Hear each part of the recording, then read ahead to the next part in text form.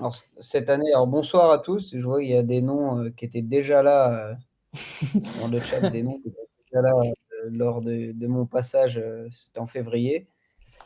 Cette année, ça change un petit peu parce que je suis sur la sélection d'Haïti, en tant que sélectionneur adjoint. Donc ça me prend à peu près une semaine sur les rassemblements, une semaine par mois et j'ai mon activité où j'accompagne des joueuses un peu sur tous les aspects de la performance, de la préparation mentale, de l'analyse vidéo, des joueurs de D1, D2 en France, à l'étranger. Donc, je fais ces 2 choses-là et puis, bah, ça me libère un peu de temps aussi, pour venir avec vous. Parce que j'avais aimé le passage l'an dernier, puis la mise en lumière du foot féminin, c'est jamais assez, mais heureusement, il y en a quelques-uns qui le mettent en avant. Donc, ça me fait plaisir d'être avec vous et puis tant que je peux, je serai là. C'est quand même assez fou comme de prendre de prendre un staff ou d'intégrer un staff d'une sélection et d'une sélection en plus qui a fait une Coupe du Monde et qui regorge de talent. Ça s'est terminé avec Thonon, fin de saison dernière. Je souhaitais continuer, sur la D2. Bon, ça s'est pas passé comme ça et j'attendais vraiment un projet qui me donne envie et j'ai reçu un coup de fil du sélectionneur 2 semaines avant le premier rassemblement, donc début septembre, et qui m'a proposé. Et bon, Haïti, vous avez vu la coupe du monde, comme tu dis, il y a d'énormes talents. On a une équipe hyper jeune, une génération 2003 avec, beaucoup, beaucoup de très bonnes joueuses. Donc je ne pouvais pas refuser un challenge comme celui-là. On a l'objectif de se qualifier pour la Gold Cup qui est en février et pour l'instant, c'est bien parti. Il nous reste un match contre le Costa Rica, fin novembre.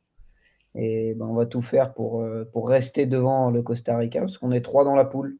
Je ne sais pas si vous connaissez un petit peu le fonctionnement en Amérique centrale, c'est un petit peu particulier, c'est des poules de 3 niveaux et seuls les premiers se qualifient et pour les deuxièmes et ben, c'est, un play-off contre la poule du dessous.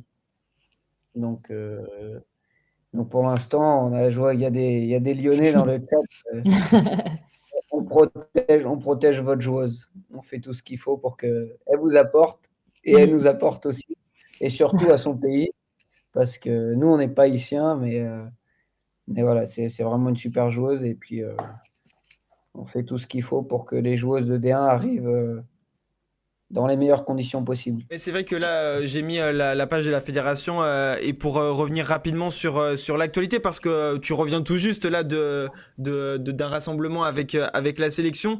Il y a eu deux gros résultats, deux victoires, c'était 11 et 13-0 il me semble. Euh, Ouais. quelles sont tes impressions sur cette équipe parce que nous on était à la Coupe du Monde avec Nathalie.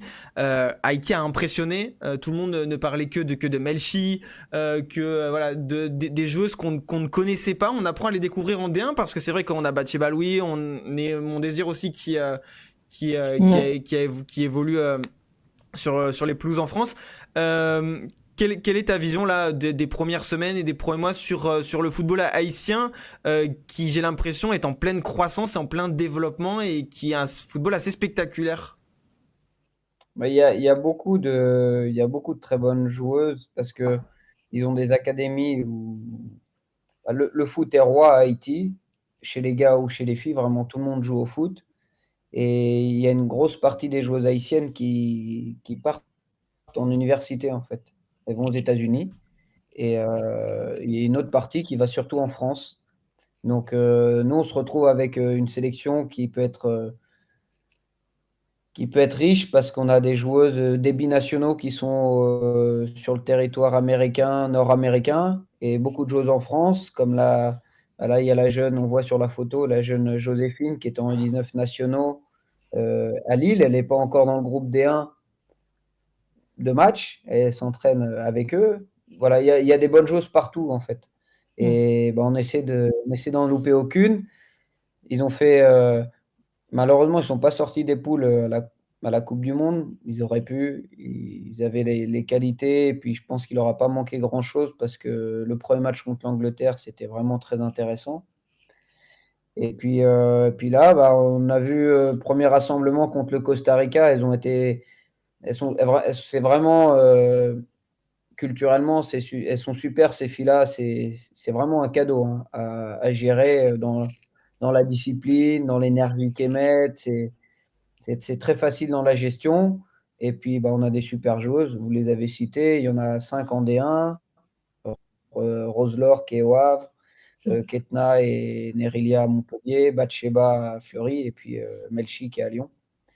Donc, c'est riche. Et puis il y en a beaucoup en D2, quelques-unes en D3 et d'autres aux États-Unis. Donc, il y en a un peu partout. On essaie de les rassembler et puis de monter petit à petit, d'améliorer ce qui a déjà été fait avant, parce que mine de rien, c'était la première Coupe du monde, et puis d'aller à la Gold Cup.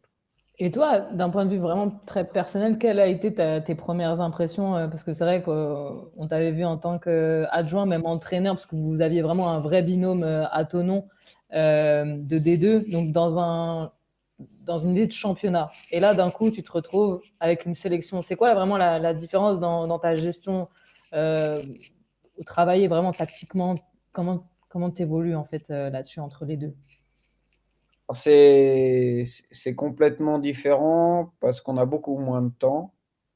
Bon, j'avais pas forcément prévu de repartir sur un rôle d'entraîneur adjoint, mais l'occasion était belle. Je suis reparti, Frédéric a su me convaincre, Oui, parce que et faut c'est un préciser pour métier les complètement gens. différent. Il faut préciser juste pour les gens peut-être qui le savent pas, c'est Frédéric Gonzalez qui a été l'ancien coach du Havre du coup qui est avec toi Ouais, avec la sélection ouais, c'est haïtienne. ça.